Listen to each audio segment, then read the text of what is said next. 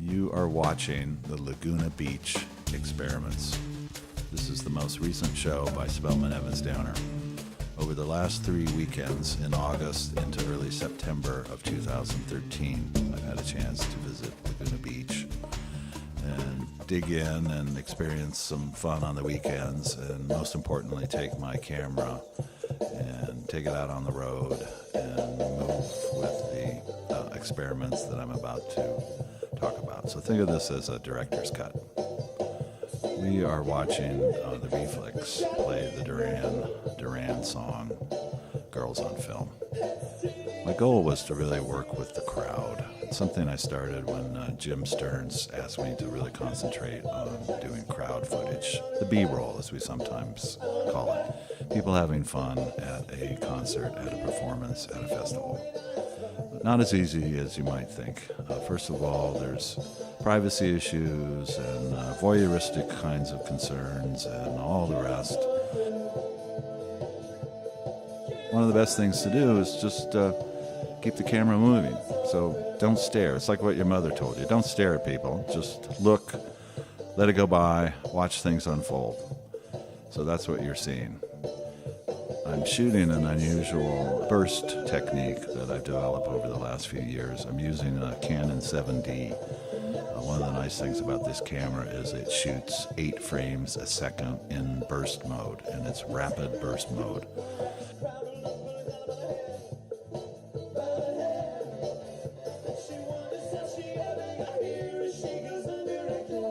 When you shoot, it actually looks like this, and you're looking at an old-time movie through the viewfinder. And as I scan the crowd, I'm really just trying to get the action. I've set a very selective focus. I've set manual exposures.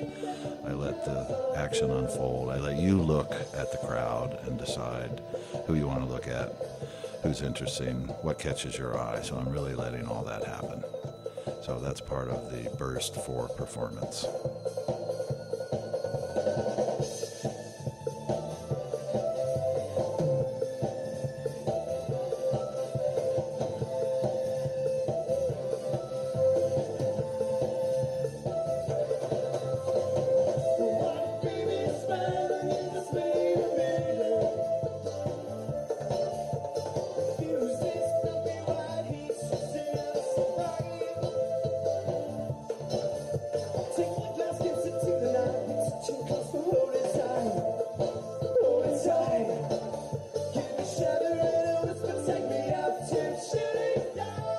Here we got 2 gals that are having a fun time and they're getting on stage. So I'm attempting to track the action there. I just reset the focus and let them do their thing as the burst camera moves along. It's all about crowds, it's about action, it's about the B-roll, it's about people having a good time, and about using digital imagery and digital editing to make that happen.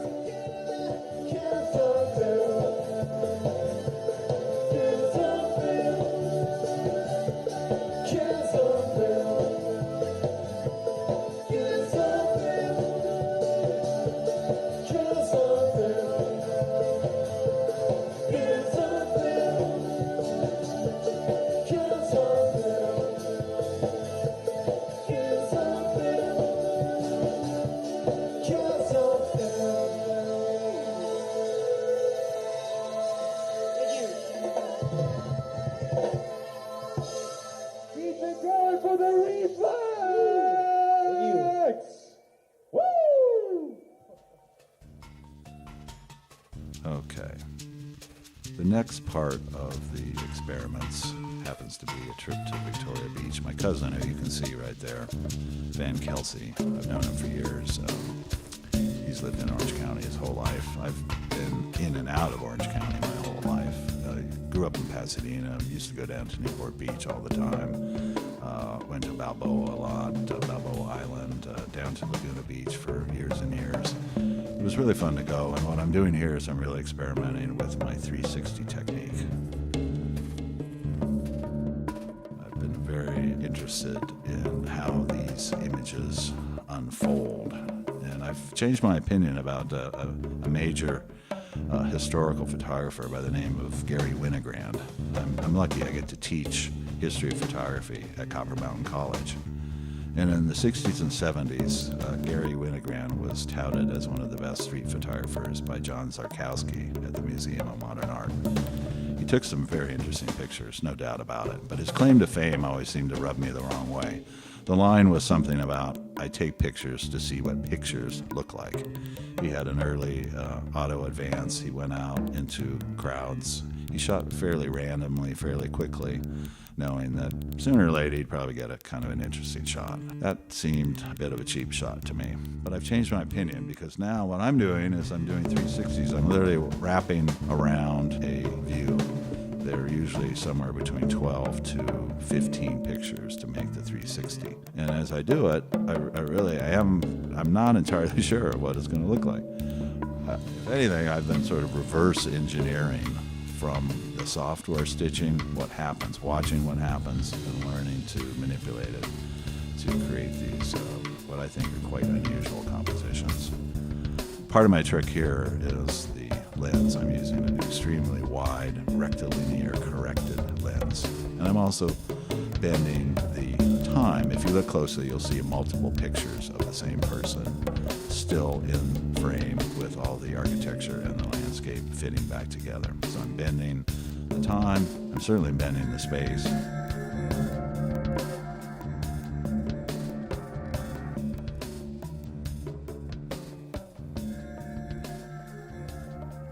Continuing on with the experiments, we're back to a live performance. This one actually was earlier, not that it matters. It's a group called Upstream, also at Laguna Beach is Bluebird Park. They have a series in the summer of Sunday afternoon free concerts. There was a guy there making these bubbles, blowing big soap bubbles.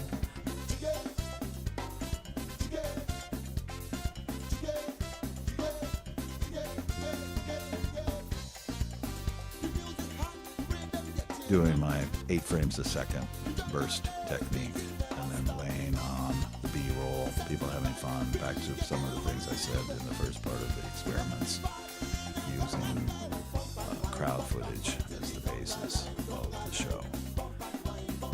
And I know that if I'm doing that, I need to take pictures of the band so I can put that back into it.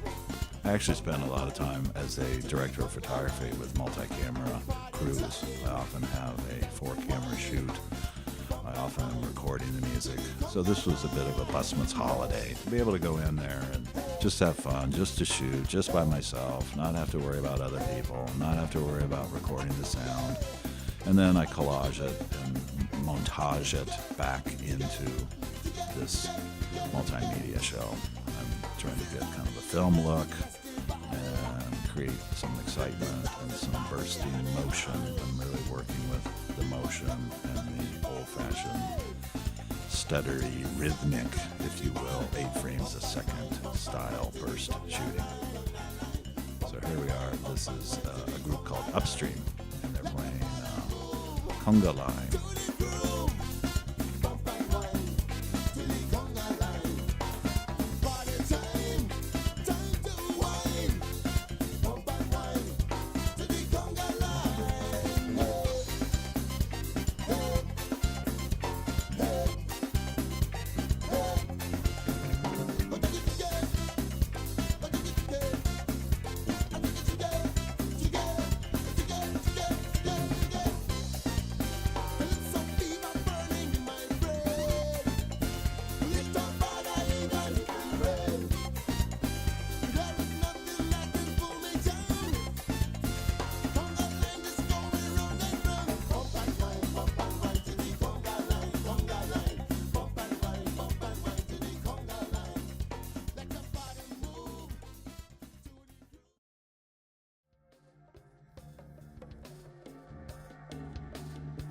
Our last sequence is back on the beach, in this case, Crystal Cove.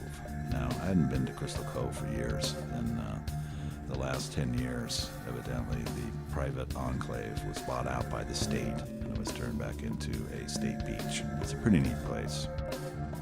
I'm going to end with the 360s and talk about bending space, bending time. You're going to see some of my signature multiple people showing up on the left, showing up on the right, as I like to say, coming and going. Here we got some people on the right, they're coming, and then I swing around and they're going on the left, and it all fits back together. I can't help but mention the decisive moment idea, a Cartier-Bresson conception that is in the back of my mind. Another person, Robert Frank, who often was more interested in what we call the moments in between and not necessarily the decisive moments.